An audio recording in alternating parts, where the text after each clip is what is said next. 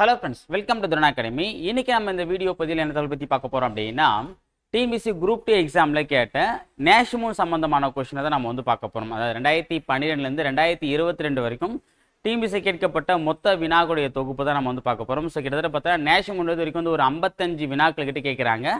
So இந்த 55 வினாக்கள் நம்ம இந்த ஒரே வீடியோ பதிவில் அனலைஸ் பண்ண போறோம். சரிங்களா? ஸோ நம்ம ஆல்ரெடி வந்து பார்த்தீங்க அப்படின்னா இந்தியன் பாலிட்டிலேருந்து ஒரு 70 வினாக்களை வந்து நம்ம பார்த்துருந்தோம். அது அந்த அனலைஸ் வீடியோ பார்க்காததுக்கு டிஸ்கிரிப்ஷன் வந்து அந்த பிளேலிஸ்ட் கொடுத்துருக்கேன், அதில் போய் நீங்கள் பார்த்துக்கலாம்.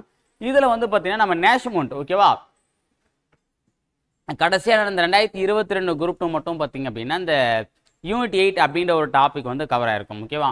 ஆனால் நான் என்ன பண்ணிட்டேன் அப்படின்னா அதுலேருந்து வந்த ஒரு சில வினாக்கள் கூட பார்த்தீங்க அப்படின்னா நேஷனல் பேஸ் பண்ணி வரக்கூடிய கொஸ்டின் வந்து அதிலே சேர்த்து போட்டிருக்கேன். சரிங்களா? சரி, ஓகே, நம்ம ஒன்று வேணா பார்க்கலாம். ஃபர்ஸ்ட் கொஸ்டின் பார்த்தீங்க அப்படின்னா முதல் தனிநபர் சத்தியாகிரகி என்ற பெருமைக்குரியவர் யார் அப்படின்னா வினோபாபாவே, அதாவது ஆச்சாரிய வினோபாபான்னு சொல்லுவாங்க. பூமிதான இயக்கம் அப்படின்னு ஒரு இயக்கத்தை தோற்றுவிச்சது யாருன்னா வினோபாபாவே. ஓகேங்களா? அதில் வந்து பார்த்தீங்கன்னா 1885 to 1947 அந்த ஐஎன்சி காலம் சொல்லுவாங்க. அந்த ஐஎன்சி காலத்தில் வரக்கூடிய மிக முக்கியமான ஒரு கொஸ்டின். அந்த தனிநபர் சத்தியாகிரகம் அப்படின்ற ஒரு கான்செப்ட் வந்து பார்த்தீங்கன்னா மகாத்மா காந்தியடிகள் தான் வந்து பார்த்தீங்கன்னா கொண்டு வருவார். ஓகேவா? அதாவது ஒரு தனிநபர் மட்டும் போயிட்டு என்ன பண்ணுவாங்க, போராட்டத்தில் வந்து கலந்துப்பாங்க. அவங்கள அரெஸ்ட் பண்ண உடனே அடுத்து ஒரு ஆள் போவாங்க, அவங்கள அரெஸ்ட் பண்ண ஒரு ஆள், அந்த மாதிரி வந்து பார்த்தீங்கன்னா ஒவ்வொரு ஆளாக போவாங்க. ஓகேவா? அடுத்த ரெண்டாவது கொஸ்டின் பார்த்தீங்க அப்படின்னா வந்தே மாதரம் என்ற இதழின் முதல் பதிப்பாசிரியர் யார் அப்படின்னா அரவிந்த் கோஷ். ஓகே, வந்தே மாதரம் யாரு? வந்தே மாதரனால அரவிந்த் கோஷ் தான். ஓகேங்களா? அந்த பத்திரிகை ஆசிரியர்னா அரவிந்த் கோஷ். ஓகே, ஞாபகம் வச்சுங்க.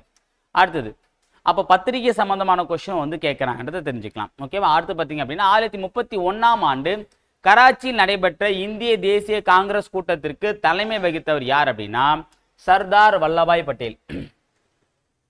ஓகேவா? ஸோ இந்த கராச்சி ஐஎன்சி மாநாடு வந்து பார்த்தீங்கன்னா இந்த மகாத்மா காந்தியடிகள் வந்து இந்த வட்டமேசை மாநாடு கலந்து கொள்வதற்கு ஒப்புதல் அளித்த ஒரு மாநாடு. ஓகேங்களா? ஏன்னா இந்த மாநாட்டில் தான் வந்து பார்த்தீங்கன்னா இந்த இரண்டாவது வட்டமேசை மாநாடு வந்து மகாத்மா காந்தி மட்டும் ஐஎன்சியுடைய ஒரே பிரதிநிதியாக வந்து கலந்து கொள்வார். அதுக்கு ஒப்புதல் வந்து இந்த மாநாடு தான் அடிப்பாங்க. ஓகேவா? இதில் யார் தலைமை தாங்கினார் அப்படின்னா சர்தார் வல்லபாய் பட்டேல் அவர்கள் தான். ஓகேவா? இதில் சர்தார்ன்ற பட்டம் கொடுத்ததே யார் தான்? மகாத்மா காந்திகள் தான் வந்து பார்த்தீங்கன்னா கொடுத்துருப்பாங்க. இந்த பத்தோலி சத்தியாகிரகத்தில் வந்து பார்த்தீங்க அப்படின்னா ஹெல்ப் பண்ணதுக்காக சர்தார் அப்படின்ற ஒரு பட்டத்தை வந்து மகாத்மா காந்தியடிகள் தான் வல்லபாய் பட்டேல் அவர்களுக்கு கொடுத்துருப்பாங்க. ஓகேவா? கூடுதலான தகவல் நோட் பண்ணி வச்சுங்க. ஓகேவா? இதுவும் அந்த ஐஎன்சியில் வரக்கூடிய அந்த ஐஎன்சி மாநாடு சம்பந்தமான ஒரு கொஸ்டின் தான். அடுத்து பார்த்தீங்க அப்படின்னா வந்தே மாதரம் என்கிற தேசிய பாடல் எந்த நாவலில் இருந்து எடுக்கப்பட்டது? நம்ம பார்த்தா வந்தே மாதரம் அப்படின்றது பார்த்தீங்கன்னா இதழ், அந்த பத்திரிகைனா அரவிந்த் கோஷ் வந்துடும். இது வந்து யார் அப்படின்னா அது அரவிந்த், இது ஆனந்த மடம். ஆனந்த மடம் அப்படின்ற நாவல் தான் இந்த ஒரு பாடல் எடுத்திருப்பாங்க. வந்தே மாதரம் அப்படின்ற ஒரு பாடல் இதான் வந்து நம்முடைய தேசிய பாடலா இருக்கு. தேசிய கீதம்னா ஜனகண மனகதி யாருன்னா ரவீந்திரநாத் தாகூர். ஓகேவா? இதுவே வந்து பார்த்தீங்கன்னா தேசிய பாடல் அப்படின்னா வந்தே மாதரம் பாடல். இந்த பாடல் எழுதுனது யாருன்னா பங்கிம் சந்திர சாட்டர்ஜி, பிசி சட்டர்ஜின்னு சொல்லுவாங்க, இல்லைன்னா பங்கிம் சந்திர சாட்டர்ஜி. ஓகே, ஞாபகம் வச்சுங்க. ரொம்ப முக்கியமானது ஆனந்த மதம். ஓகே, அது மதம்னு ஒரு சில இடத்துல கொடுத்துருப்பாங்க, மடம்னு கொடுத்துருப்பாங்க. ஓகே, நோட் பண்ணி வச்சுங்க. ஓகேவா? அடுத்து வந்து பார்த்தீங்கன்னா இந்திய விடுதலை போராட்ட காலத்தில் பூரண சுதந்திர நாளாக எந்த நாள் கொண்டாடப்பட்டது? ஓகே, இது ரொம்ப ரொம்ப முக்கியமான கொஸ்டின். இந்த ஐஎன்சி மாடல் நிறைய டிஎன்பிஎஸ்சி கேட்டிருக்காங்க. அதாவது 1929 டிசம்பர் 31. ஓகேவா? லாகூர். ஓகேவா? அந்த லாகூர்ல நடந்த இந்த ஐஎன்சி மாநாட்டில் வந்து பார்த்தீங்கன்னா ஜவஹர்லால் நேரு அவர்கள் தான் தலைமை தாங்குவாங்க. ஓகேவா? ஸோ இதில் வந்து பார்த்தீங்கன்னா என்ன பண்ணுவாங்க அப்படின்னா ஐஎன்சிக்கு, அதாவது இந்தியாவிற்கு இதுமேல் வந்து பார்த்தீங்கன்னா ஆங்கிலேயர்கள் தேவையில்லை. ஸோ ஆங்கிலேயருக்கு கீழே நம்ம இருக்கிறத விட சுதந்திரம், ஆங்கிலேய அரசுக்கு உட்பட்ட சுதந்திரத்தை நோக்கி நம்ம இது வரைக்கும் போயிட்டு இருந்தோம். இதுக்கப்புறம் அவங்களுக்கு உட்பட்ட சுதந்திரம் தேவையில்லை, நமக்கு தனியான சுதந்திரம், அதாவது பூரண சுதந்திரம் நமக்கு வேணும், எல்லாத்துக்கும் நமக்கு சுதந்திரம் வேணும் அப்படின்னு சொல்லிட்டு முடிவெடுத்தாங்க. அந்த தீர்மானத்தை நிறைவேற்றினாங்க. அந்த தீர்மானத்தை நிறைவேற்றி இதுக்கப்புறம் சுதந்திரம் அடைகிற வரைக்கும் ஒவ்வொரு வருஷம் ஜனவரி 26ஆம் தேதி, என்னது ஒவ்வொரு வருஷமும் ஜனவரி 26ஆம் தேதியே பூரண சுதந்திர நாள், அதாவது பூரண சுயராஜ்ய நாள் நம்ம கொண்டாடணும் அப்படின்னு சொல்லிட்டு முடிவெடுப்பாங்க. அதுமாதிரி ஒவ்வொரு வருஷமும் கொண்டாடிடுவாங்க. அதில் முதல் வருஷம் எப்போ கொண்டாடுவாங்க அப்படின்னா டிசம்பருக்கு அப்புறம் வரக்கூடிய ஜனவரி தானே. அந்த ஜனவரி 26 1930 தான் முதல் பூரண சுயராஜ்ய தினமும் வந்து கொண்டாடிட்டு வருவாங்க. ஓகேவா? இது வந்து பார்த்தீங்கன்னா பூரண சுதந்திர நாள்னு சொல்லுவாங்க, பூரண சுயராஜ்ய தினம் சொல்லுவாங்க. ஓகே, ரெண்டுமே ஒன்று தான். ஓகேவா? நான் வச்சுங்க. ஜனவரி 26 1930. இது ஏன் முதல்ல வருது? ஏன்னா 1929 தான், அதாவது அடுத்த நாள் நியூ இயர் ஆரம்பிக்க போகுது. அதுக்கு முன்னாள் நைட்டு ராவி ஆற்றங்கரையில் வந்து பார்த்தீங்கன்னா ஜவஹர்லால் நேரு அவர்கள் மூவர்ண கொடி ஏற்றுவார். ஏற்றிட்டு தான் இந்த விஷயத்த வந்து சொல்லுவாங்க. நோட் பண்ணி வச்சுங்க, ரொம்ப முக்கியமானது. ஓகேவா, இது ஐஎன்சி சம்பந்தமான கொஸ்டின். அடுத்து பாருங்க, இந்திய தேசிய காங்கிரசின் முதல் கூட்டத்தொடரில் கலந்து கொண்ட பிரதிநிதிகள் எண்ணிக்கை எவ்வளோனா 72 பேர். ஓகேவா, மிகப்பெரிய கட்சியான இந்தியாவுக்கு சுதந்திரம் வாங்கி கொடுத்த மிகப்பெரிய கட்சியே முதல் கூட்டத்தில் எவ்வளோ பேர் கலந்துருக்காங்க? வெறும் 72 பேர் தான். சரியா? ஸோ அதே மாதிரி தான் நம்மளும் வந்து படிக்கும்போது மிகப்பெரிய நம்ம வந்து மார்க் எடுத்து கிளியர் பண்ணோம் அப்படின்னா ஆரம்பிக்கும் போதே எல்லாத்தையும் பெருசாக நம்ம பண்ண முடியாது. ஓகே, ஒவ்வொரு பக்கமாக ஆரம்பிச்சு தான் பல பக்கங்களை வந்து கடந்து வந்திருப்போம். சரிங்களா? ஸோ அப்படின்போது ஐஎன்சியோடைய முதல் மாநாடு ஓகேவா 1885 நடக்கும். 1885 வந்து பார்த்தீங்கன்னா மும்பையிலேயா கல்கத்தாலையா? மும்பையில் நடக்கும். சரியா? ஆக்சுவலாக வந்து புனேயில் நடக்க வேண்டியது, புனேயில் பிளேக் நோய் அப்படின்றதுனால என்ன பண்ணாங்க அப்படின்னா மும்பைக்கு வந்து மாற்றிடுவாங்க. ஓகேவா, WC பானர்ஜி யாரு? WC பானர்ஜி அப்படின்றவர் தான் இந்த மாநாட்டுக்கு வந்து தலைமை தாங்குவார். ஓகேவா, அதில் 72 பேர் கலந்துப்பாங்க. அதில் 22 பேர் என்னது? மதராஸ் மாகாணத்தை சார்ந்தவர்கள். ஓகேவா, நோட் பண்ணி வச்சுங்க, ரொம்ப முக்கியமான கொஸ்டின். அடுத்து பார்த்தீங்க அப்படின்னா புரட்சிகரமான தேசியவாதி நீலகண்ட பிரம்மச்சாரி பிறந்த இடம். ஓகேவா, நம்ம வந்து ஒரு பயங்கரவாதிகளை வந்து நம்ம நீலகண்ட பிரம்மச்சாரியை பார்ப்போம். ஓகேவா, அதாவது மிதவாதிகள், தீவிரவாதிகள், பயங்கரவாதிகள் அப்படின்ற மாதிரி அந்த ஐஎன்சி தலைவர்கள் 3ஆ பிரிப்பாங்க. அந்த 3ல் நீலகண்ட பிரம்மச்சாரி பார்த்தா அந்த பயங்கரவாதிகள் லிஸ்ட் தான் வருவார். அவர் எங்க பிறந்திருக்கா அப்படின்னா சீர்காழி. எங்க பிறந்திருக்காரு? சீர்காழியில பிறந்திருக்காரு. ஓகே, நோட் பண்ணி வச்சுங்க. அப்போ ஒவ்வொரு புரட்சிகரவாதிகளும் வந்து பிறந்த இடம், அவர்களை பற்றின தகவல்கள். ஓகேவா, நம்ம வந்து பார்த்தோன்னா இந்த தேசிய தலைவர்கள் அப்படின்ற ஒரு கான்செப்ட்ல வந்து பார்த்தீங்கன்னா தமிழக தேசியவாத தலைவர்கள், அதுக்கப்புறம் வந்து பார்த்தீங்கன்னா இந்திய தேசிய தலைவர்கள். ஸோ இவங்க 2 பேருடைய கான்செப்டை வந்து நல்லா படிச்சுங்க. அவங்களை பற்றின ஃபுல் டீட்டெயில். ஓகே, போன வாட்டி கூட பகத்சிங் சம்மந்தமான கொஸ்டின், பாரதியார் சம்மந்தமான கொஸ்டின், வஉசி சம்மந்தமான கொஸ்டின்லாம் கேட்குறாங்க.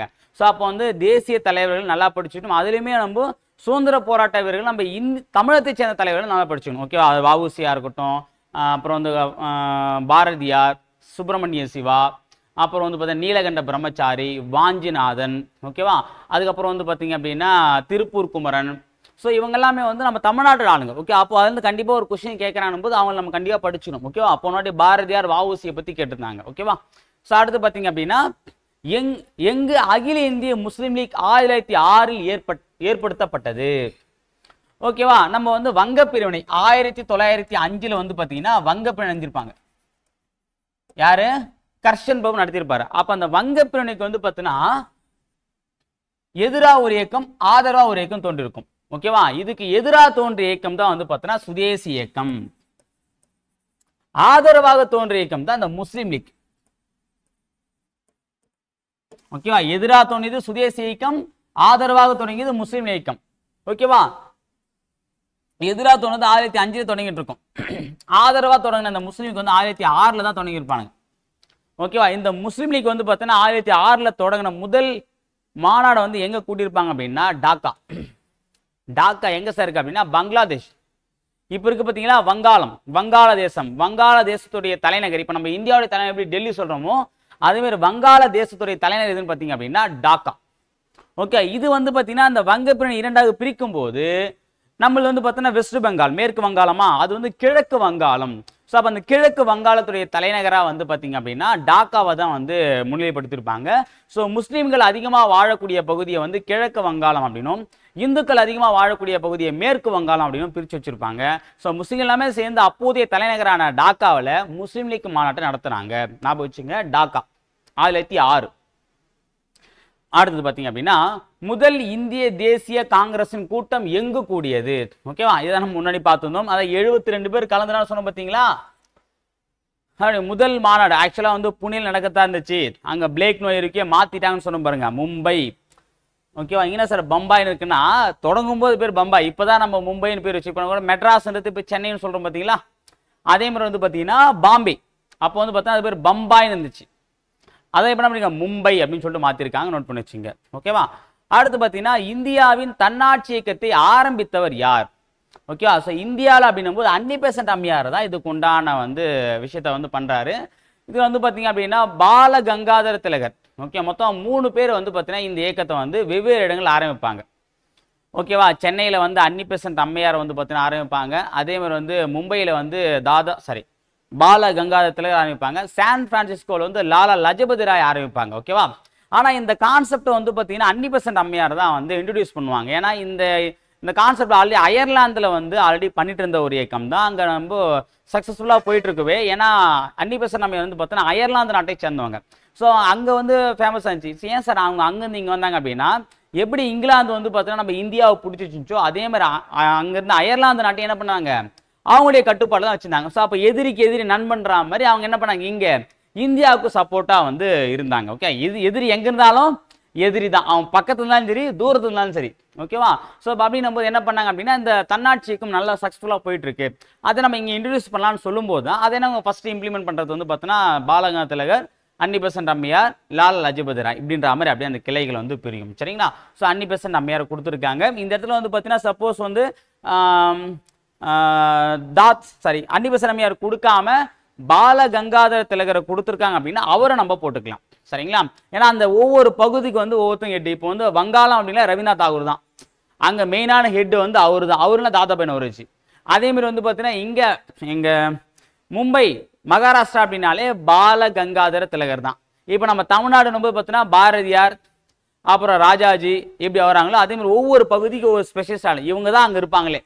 ஏன்னா மும்பையில் வந்து பார்த்தீங்கன்னா லோக்மானியா திலக் அப்படின்னு ஒரு ஊரே இருக்கு. ஓகேவா. லோக்மானியா பாலகங்காதர திலகர் தான் அவர் பேரு. ஓகேவா. அவர் பேர்லேயே அந்த ஒரு ஊர் இருக்கும். சரிங்களா. ஓகே, அடுத்து பாருங்க. இது நம்ம ஆல்ரெடி பார்த்தாச்சு, தெரியாம அடுத்து பாருங்க. ஃபார்வர்ட் பிளாக் கட்சி யாரால் தொடங்கப்பட்டது? ஓகேவா. யார் அப்படின்னா சுபாஷ் சந்திர போஸ், நேதாஜி சுபாஷ் சந்திர போஸ் தான் என்ன பண்ணாங்க அப்படின்னா அந்த ஃபார்வர்ட் பிளாக் அப்படின்ற ஒரு கட்சியை வந்து ஆரம்பிப்பார். ஓகேவா. அதாவது 1939 வந்து பார்த்தீங்க அப்படின்னா அந்த ஐஎன்சி மாநாட்டில் வந்து நேதாஜி சுபாஷ் சந்திர போஸும் பட்டாபி சீதாராமையன் வந்து நிற்பாங்க. அப்போ வந்து பார்த்தீங்கன்னா ஓட்டு எடுப்பு, ஏன்னா ஒவ்வொரு விஷயம் எலெக்ட் பண்ணி தான் வந்து பார்த்தீங்கன்னா தேர்ந்தெடுப்பாங்க. அப்போ எலெக்ஷன் வந்து பார்த்தீங்க அப்படின்னா பட்டாபி சீதாராமனுக்கு வந்து பார்த்தீங்கன்னா யார் வந்துடுவாங்க அப்படின்னா மகாத்மா காந்திகள் சப்போர்ட் பண்ணுவார்.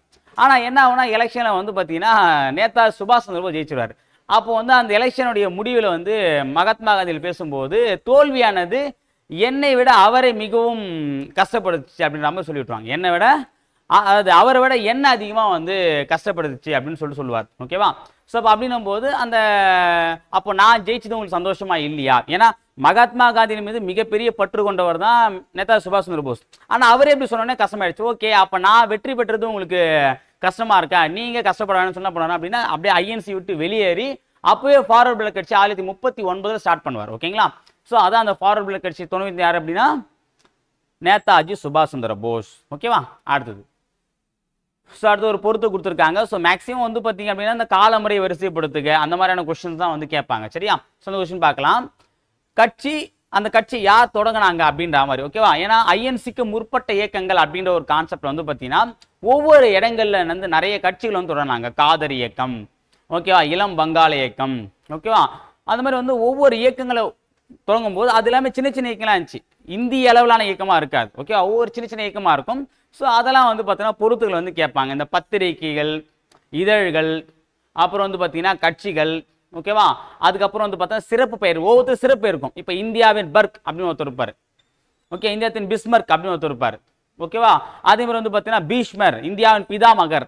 ஸோ இந்த பக்கம் சிறப்பு பெயர் கொடுத்துட்டு இந்த பக்கம் வந்து அவனுடைய பொது பெயரை வந்து கொடுப்பாங்க. ஸோ இந்த மாதிரியான மேட்சஸ்லாம் வந்து நிறைய வந்து கேட்பாங்க. ஓகேவா. ஸோ அதில் மாதிரி ஒரு மேட்சஸ் தான் வந்து பார்த்தீங்கன்னா சுதந்திரா கட்சி.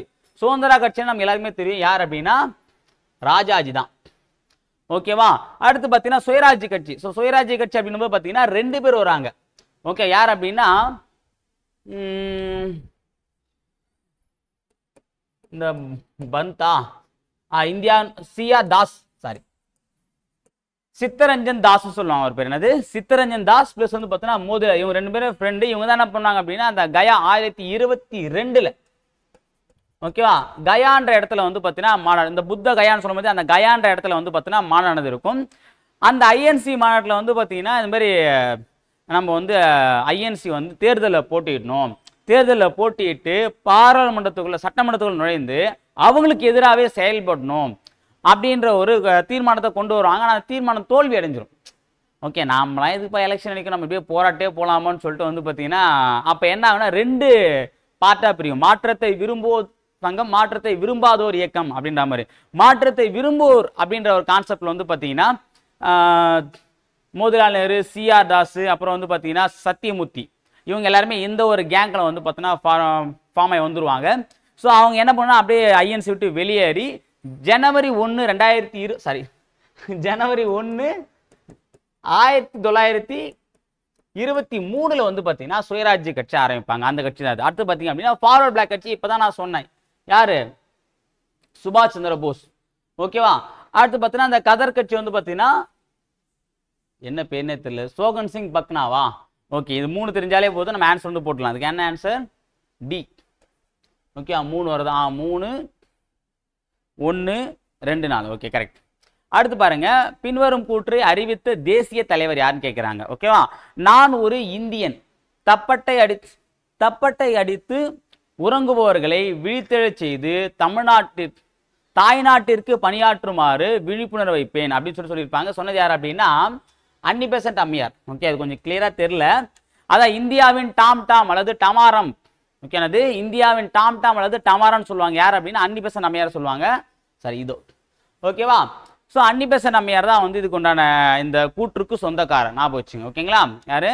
இந்தியாவின் டாம் டாம் அல்லது இந்தியாவின் டமாரம். ஓகேவா. அதாவது என்ன, உறங்கி கொண்டிருக்கக்கூடிய இந்தியர்களை வீழ்த்தியதற்காக என்ன பண்ண டமாரம் போட்டு. இப்போ நம்ம அந்த ஊர்லாம் வந்து சொல்லுவாங்க பார்த்தீங்களா, தம்பட்டம் அடிக்கிறாங்கன்னு சொல்லிட்டு.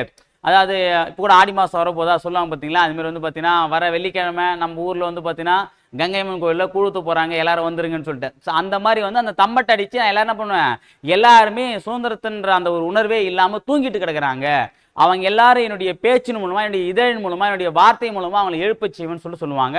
அந்த வகையில் நான் வந்து இந்தியாவுடைய டமாரம் அப்படின்னு சொல்லியிருப்பார். யார் அப்படின்னா அன்னி பெசன்ட் அம்மையார் தான். ஓகேவா. ஸோ அன்னி பெசன்ட் அம்மையார் வச்சு நான் 3 கொஸ்டின் பார்த்துட்டோம். ஓகேவா. அடுத்து பாருங்க. ஸோ அடுத்து ஒரு பொறுத்து தான் கொடுத்துருக்காங்க, லாலா லஜபதி ராய். ஓகேவா. ஸோ இது எல்லாமே வந்து பார்த்தீங்கன்னா தொடர்புடையவர்கள், ஏதாவது ஒரு நிகழ்வோட தொடர்படுத்திருக்காங்க ஒவ்வொரு நபரை. தாதாபாய் லாலா லஜபதி ராய் யார் அப்படின்னு பார்த்தீங்க அப்படின்னா வெடிகுண்டு தத்துவம், சிட்டகாங். ஓகேவா. சாண்டர்ஸ் விவர மாட்டார், ஏன்னா பகத்சிங் தான் சாண்டர்ஸா, பகத்சிங் சாண்டர்ஸ். சூர்யா சென் வந்து பார்த்தீங்கன்னா சிட்டகாங் ஆயுத கிடங்கு வழக்கு. அப்புறம் வந்து பார்த்தீங்கன்னா லாலா லஜபதி ராய் தான் வந்து பார்த்தீங்கன்னா தீவிர தேசியவாதி. ஏன்னா ஒரு தீவிரவாதத்தில் வந்து பார்த்தீங்கன்னா இந்த லால்னு சொல்லிட்டு படிப்போம். பாலா திலகர், பிபின் சந்திரபால், லாலா லஜபதி ராய், இவங்க 3 பேர் தீவிரவாதிகள். ஓகேவா. ஸோ அப்போ வந்து பார்த்தீங்கன்னா பகவதி சரண் ஓரா, இதுதான் வந்து பார்த்தீங்கன்னா வெடிகுண்டு தத்துவம். ஓகேவா. ஸோ அப்போ என்ன ஆன்சர் வரும்? Answer option D, 4 3 2 1. ஓகேவா. ஸோ மேக்ஸிமம் மேட்சஸ்லாம் வந்து பார்த்தீங்கன்னா 2 3 தெரிஞ்சாலே போடுற மாதிரி தான் இருக்கும். ஆனால் எல்லா எக்ஸாம்லையும் அந்த மாதிரி வரும்னு சொல்ல முடியாது. ஒரு சில வினாக்கெல்லாம் நம்ம 3 ஆப்ஷன் தெரிஞ்சாதான் போடுற மாதிரி இருக்கும். ஓகேவா. சரி, ஓகே. ஸோ அடுத்து ஒரு மேட்சஸ் தான் கொடுத்துருக்காங்க. ஓகே, இதில் வந்து பார்த்தீங்கன்னா ரஹ்மத் அலி யார் அப்படின்னா பாகிஸ்தான்ற வார்த்தையை காயின் பண்ணது இவர் தான், ரஹ்மத் அலி. ஓகேவா. பாகிஸ்தான்ற வார்த்தையை அறிமுகப்படுத்தாரு சொல்லாக்கம், ஏன்னா ரஹ்மத் அலி. அடுத்து பார்த்தீங்கன்னா பாகிஸ்தான் தீர்மானம் வந்து பார்த்தீங்கன்னா லாகூர் மாநாடு 1940 லாகூர்ல நடந்த முஸ்லீம் லீக் மாநாட்டை தான் வந்து பார்த்தீங்கன்னா பாகிஸ்தான் அப்படின்ற ஒரு தனிநாடு கோரிக்கை வந்து முகமது அலி ஜின்னா வந்து முன்வைப்பார். ஓகேவா. ஸோ அதை வச்சு மேட்ச் பண்ணி கொடுத்துருக்காங்க. அடுத்து வேற என்ன இருக்கு? ஆர்ச்சிபால்ட் எட்வனின்னு ஒருத்தர் வருவாரு, அப்புறம் பெக், அவங்க 2 பேர் தெரியல. இதை வச்சு போட முடியுதா பாருங்க. சிக்கு வந்து 4, சிக்கு 4 வந்து 1 1 தான் இருக்கு. ஓகேவா. அடுத்து பார்த்தீங்கன்னா பாகிஸ்தான் தீர்மானம் 1, அப்போ ஆன்சர் இதுதான். ஸோ இதை வச்சு நம்ம போட முடியாது. ஒரு சில வினாக்கள் அப்படி வந்துடும், ஒரு சில நேரங்களில் வந்து பார்த்தீங்க அப்படின்னா நம்ம போட முடியாது. இப்போ பாருங்க, இது ஒரே ஒரு ஆப்ஷன் தெரிஞ்சாலே நம்ம போடுற மாதிரி தான், ஏன்னா சில 4 1 1 தான் இருக்கு. ஓகேவா. மீதி எடுத்து நீங்க மேட்ச் பண்ணீங்க. ஓகேங்களா. அடுத்தது பின்னோட்டின் மங்கள் பாண்டே குறித்து சரியானதை தேர்வு செய்க. கொழுப்பு தடவிய துப்பாக்கியை பயன்படுத்த மறுத்தார். கரெக்ட் தான். பெர்காம்பூரில் நிறுத்தப்பட்டிருந்த 19வது பிரிவை சேர்ந்த சிப்பாய். ஓகேவா. அவர் 34வது காலாட்படையை சேர்ந்தவர். அது அப்புறம் பரக்பூரில் இருந்த 34 எண்ணெய், அதான் நேஷனல் படைப்பிரிவை சேர்ந்தவர். ஆமா, 34 காலாட்படை தான். இதுதான் கரெக்ட். ஓகேவா. அப்ப இது கரெக்ட், இது கரெக்ட், இது தப்பு. 4வது பார்க்கலாம். ஆங்கிலேயரால் தண்டிக்கப்படவில்லை. அவரை வந்து அப்பே என்ன பண்ண தூக்கில் போட்டிருப்பாங்க. ஓகே. அப்போ 1 3 தான் சரி. இருக்கா பாருங்க. சூப்பர். 1 3 answer option D. ஓகேவா. ஏன் அப்படின்னா அந்த சிப்பாய் கழகம் வந்து பார்த்தீங்கன்னா முதல் வெடித்த இடம் ஆக்சுவலாக வந்து மீரட்டில் தான் ஆரம்பிக்க சொல்லியிருப்பாங்க. ஆனால் அதுக்கு முன்னாடி என்ன இருக்கும், இந்த மங்கள் பாண்டே அப்படின்ற ஒரு பிராமண படை ஒரு பிராமணர் வந்து இவர் என்ன பண்ணுவார் அப்படின்னா அந்த கொழுப்பு தடவிய தோட்டாவை வந்து ஃபர்ஸ்ட் யூஸ் பண்ணி தன்னுடைய மேலதிகாரியை வந்து பார்த்தீங்கன்னா சுட்டிருப்பார். ஓகேவா, ஞாபகம் வச்சுங்க. அடுத்து பாருங்க, கீழ்கண்டவற்றில் அலிகார் இயக்கத்துடன் தொடர்புது. ஓகே, அலிகார் இயக்கம் இந்த முஸ்லீம் லீக் சம்பந்தமான இயக்கங்கள் வந்து பார்த்தீங்கன்னா ஒரு 2-3 இயக்கங்கள் தான் இருக்கும். அது வந்து கண்டிப்பாக அலிகார் இயக்கம் ரொம்ப ரொம்ப முக்கியமானது. சரிங்களா, இந்திய முஸ்லிம்களுக்கு நவீன கல்வி அளித்தல் தொடர்பில்லாது கேட்டிருக்காங்க. ஓகே, தொடர்பில்லாது அப்படின்னும் போது இது தொடர்புடையது தான். முஸ்லீம் லீக் சமூகத்தை சீர்திருத்தது. ஆமாம், கரெக்டு தான், ரெண்டுமே கரெக்டு தான். நவீனமயமாக்கலில் இந்திய முஸ்லிம்களை நெருங்க செய்தல், இதுவும் கரெக்டு தான். இந்திய முஸ்லிம்களுக்கிடையே தேசிய உணர்வு ஊட்டுதல் என்னன்னு தெரியலையே. ஓகே, இதான் கிடையாது. சரியா, அப்போ டி மட்டும் தான் தவறா, இதுதான் தொடர்பு இல்லாது. ஓகேவா, ஏன்னா அவங்களுடைய கொள்கையில இது கிடையாது. ஓகேவா, அடுத்து பாருங்க,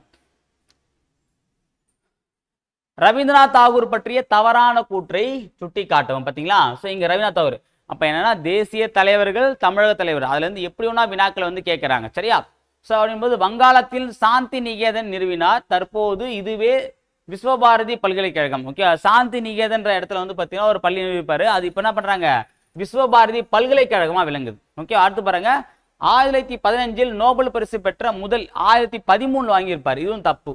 இது சரி, இது கரெக்ட், இது தப்பு. போஸ்ட் ஆபீஸ் மற்றும் கோரா ஆகிய இவரது படைப்புகள். கோரான்றது இவர் தான். ஸோ பார்ப்போம். இந்தியா மற்றும் ஸ்ரீலங்காவுக்கான, ஸ்ரீலங்கா கிடையாது. ஓகே, வங்காளதேசம். அப்போ இது தப்பு.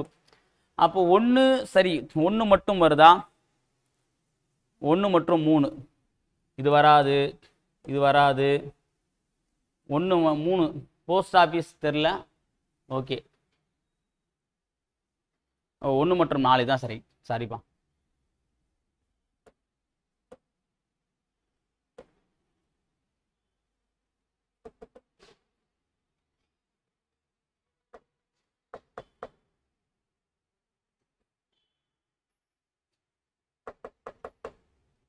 ஓகே, ஓகேவா. ஸோ அப்போ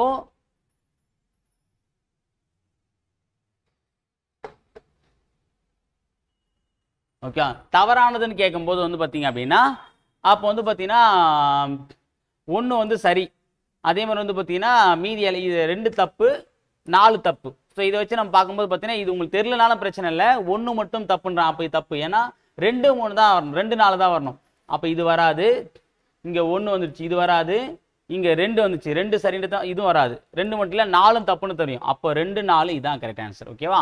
ஸோ அப்போ தவறானது கேட்டிருக்காங்க அப்படின்னும் போது எது தப்பு அதை மட்டும் சொல்லலாம். அப்போ 2 4 தான் தப்பு. இது தப்பா நமக்கு தெரியாது, ஆனால் அந்த ஆப்ஷன் கொடுத்து அதை வச்சு நம்ம ஈஸியாக ஒமிட் பண்ணிடலாம். ஓகேவா. ஓகே, அடுத்த கணக்கு. சரி, அடுத்த கொஸ்டின், கீழ்கண்டவற்றுள் எந்த இந்திய தேசிய காங்கிரஸ் மாநாடு ஐரிஷ் உறுப்பினர் ஆல்பர்ட் வெப் தலைமையில் நடைபெற்றதுன்னு பார்த்தீங்க அப்படின்னா 10வது மாநாடு 1894 நடைபெற்ற 10வது மாநாடு தலைமை தாங்கியிருப்பாரு. ஓகேவா, அந்த வார்த்தையை மட்டும் நோட் பண்ணி வச்சுங்க, முக்கியமானது. ஓகேவா, ஏன்னா அப்போ ஐஎன்சி வரும்போது எந்தெந்த மாநாடு யார் தலைமை தாங்கினதை கேட்பாங்க. இது புத்தகத்தில் இல்லை அப்படின்னாலும் ஒரு சில கொஸ்டின்லாம் வந்து இந்த குரூப் 2 லெவலில் வந்து பார்த்தீங்கன்னா டிகிரி ஸ்டாண்டில் போகாங்க. ஓகேவா. ஸோ நம்ம அந்தளவுக்கு டீப்பாக பார்க்க தேவையில்ல, நம்ம புத்தகத்தில் இருக்கக்கூடிய தகவலை மட்டும் நம்ம நல்லா தெரிஞ்சுட்டா போதும். அடுத்தது, நவீன இந்தியாவின் தந்தை என்று அழைக்கப்படுவர் யார்? ஸோ நவீன இந்தியாவின் தந்தை அப்படின்னு பார்த்தீங்க அப்படின்னா ராஜா ராம் மோகன் ராய். நவீன இந்தியாவின் விடிவெள்ளி. ஓகேவா, இந்தியாவின் விடிவெள்ளி. ஓகேவா, அப்படின்னு சொல்லி சொன்னா யாரும் ராஜா ராம் மோகன் ராய் தான். ஓகேவா. அடுத்து பாருங்க, ஸோ இது வந்து பார்த்தீங்கன்னா இந்த சமூக சீர்திருத்தம் பார்த்தீங்கன்னா அதில் கவர் ஆகக்கூடிய டாபிக். ஓகேவா. அடுத்த, பாராளுமன்றத்தின் தலை சிறந்த நபர் விவேகானந்தர் என்று குறிப்பிட்ட பத்திரிகை எதுன்னு பார்த்தீங்க அப்படின்னா நியூயார்க் ஹெரால்டு. ஓகேவா, அதாவது பாராளுமன்றத்தின் தலை சிறந்த நபர் யார் அப்படின்னா விவேகானந்தர் சொன்ன பத்திரிகை பார்த்தீங்கன்னா நியூயார்க் ஹெரால்டு அப்படின்ற ஒரு பத்திரிகை தான் வந்து சொல்லியிருக்கும். ஓகேவா. ஏன் அப்படின்னா அவர் வந்து சிகாகோ மாநாட்டில் வந்து பார்த்தீங்கன்னா ஒரு உரை நிகழ்த்துவார். அந்த உரையில் வந்து பார்த்தீங்கன்னா எல்லாருமே லேடிஸ் அண்ட் ஜென்டில்மென்ஸ் அப்படின்னு தான் சொல்லியிருப்பாங்க. ஆனால் இவர் மட்டும் தான் பார்த்தா dear brothers and sisters, okay, என் சகோதர சகோதரிகளே அப்படின்னு சொல்லி ஆரம்பிச்சிருப்பாரு. ஸோ அப்போ என்ன அப்படின்னா லேடிஸ் அண்ட் ஜென்டில்மென்ஸ் அப்படின்னு பார்த்தீங்கன்னா அது வேற மாதிரி அந்த பாண்டிங் எல்லாம் இருக்கும். இது வந்து பார்த்தீங்கன்னா எல்லாருமே என்னுடைய சகோதர சகோதரிகள் அப்படின்ற ஒரு கான்செப்ட்ல வந்து சொன்னதுனால இவருடைய உரை வந்து பார்த்தீங்கன்னா மிகவும் சிறப்பானதாக இருந்துச்சு. சொன்னி இப்போ நியூயார்க் ஹெரால்டு அப்படின்ற ஒரு பத்திரிகை வந்து இவரை புகழ்ந்து சொல்லியிருப்பாங்க. ஓகேவா. அடுத்தது, கேரளாவில் வைக்கம் சத்தியாகிரகம் நடைபெற்ற ஆண்டு எப்படின்னா 1924. சரியா, வைக்கம் சத்தியாகிரகம் வந்து எப்போ நடந்துச்சு? 1924 இருக்கும். இதுக்கு அடுத்த வருஷம் தான் சுயமரியாதை இயக்கத்தை தொடங்கியிருப்பார். ஓகேவா? அடுத்து பார்த்தீங்க அப்படின்னா, எப்பொழுது சுதேசி நாள் இந்தியாவில் கொண்டாடப்பட்டது? எப்படின்னு பார்த்தீங்கன்னா மே 29, 1932. இது என்ன கான்செப்ட் தெரியல. சுதேசி நாள் எப்போ கொண்டாடிருக்காங்க? மே 29, 1932. நோட் பண்ணி வச்சுங்க. அடுத்து பார்த்தீங்க அப்படின்னா 1498ஆம் ஆண்டு கள்ளிக்கோட்டையை அடைந்த போர்ச்சுகீசிய மாலுமி. ஓகேவா, நம்ம நல்லா தெரிஞ்ச ஒரு ஆள் தான் யாரு? Vasco da gamma. ஓகே, முதல் வருவார்ல போர்ச்சுகீசிய மாலுமி பாத்துலோமியா டயஸ். அவர் பாதூர் தான் வந்து போவார். ஆனா இந்தியா வந்து ரீச் பண்ற நபர் யாரு? வாஸ்கோடா காமா தான் வந்து ரீச் பண்ணுவார். ஓகேவா, மன்னர் சாமரின் அப்படின்றவர் தான் வரவேற்றிருப்பாரு. நோட் பண்ணி வச்சுங்க. ஓகேவா. அடுத்தது, ஏழைகளுக்கு தொண்டுகள் செய்வது கடவுளை வணங்குவதற்கு சமம் என்று கூறியவர் யார் அப்படின்னா சுவாமி விவேகானந்தர். ஓகே, விவேகானந்தர் பத்தி இப்போ நம்ம பார்க்கறது 2வது கொஸ்டின். ஓகேவா, ஏன்னா இவர் வந்து பார்த்தா ராமகிருஷ்ண இயக்கம் அப்படின்னு ஒரு இயக்கத்தை வந்து தொடங்கியிருப்பாரு. அந்த இயக்கத்தில் இது வந்து சமூக சமய சீர்திருத்த இயக்கங்களை கவர் ஆகக்கூடிய டாபிக். ஓகேங்களா, ஏன்னா சார் இங்கே சார் தேவையில்லாம் விவேகானந்தர் வராரு அப்படின்னா இந்த கான்செப்ட்ல வருவார் அவர். ஓகேங்களா, நோட் பண்ணி வச்சுங்க. தெரிஞ்சுங்களா, அந்த பாயிண்ட் தெரியுதான்னு தெரியல, நான் சொல்ற ஒரு நோட் பண்ணிங்க. ஏழைகளுக்கு தொண்டுகள் செய்வது கடவுளை வணங்குவதற்கு சமம். ஓகேவா, தெரியல, நோட் பண்ணி வச்சுங்க. ஏன்னா இது எனக்கே சுத்தமாக தெரியல, உங்களுக்கு தெரியுது டவுட்டு தான். சரிங்களா. அடுத்த கொஸ்டின் பாருங்க. ஒரு பொறுத்துக்கு வந்து கொடுத்துருக்காங்க, எது கரெக்ட்ன்றதை கேட்குறாங்க. சரியா, மேற்குறிப்பிட்ட இணைகள் எது சரின்னு கேட்குறாங்க. சுவாமி விவேகானந்தர் வந்து 1893ஆம் ஆண்டு சிகாகோவில் சமய பாராளுமன்றத்தில் பணியாற்றினார். சரியா, உரை கிடையாது. ஓகேவா. அடுத்தது MS சுப்புலட்சுமி, இவரான கலை மற்றும் கட்டிடக்கலையை சார்ந்தவங்களா? ஓகே. அடுத்தது பார்த்தீங்க அப்படின்னா அன்னை தெரசா, மத்திய இந்து பள்ளி, பனாரஸ். ராஜா ரவிவர்மா, பழமையான ஓவியங்கள். ஓகேவா. ஸோ இதில் வந்து பார்த்தீங்கன்னா எது சரின்னு பார்த்தீங்க அப்படின்னா 2 மட்டும் தான் சரின்னு கொடுத்துருக்காங்க. ஓகே, மீதி எல்லாமே தப்பு அப்படின்னு சொல்லியிருக்காங்க. அப்போ MS சுப்புலட்சுமி வந்து பார்த்தீங்கன்னா கலை மற்றும் கட்டிடக்கலை பிரிவை சார்ந்தவங்க. சுவாமி விவேகானந்தர் வந்து பார்த்தீங்கன்னா 1893 அந்த இயக்கம் 93. அப்போ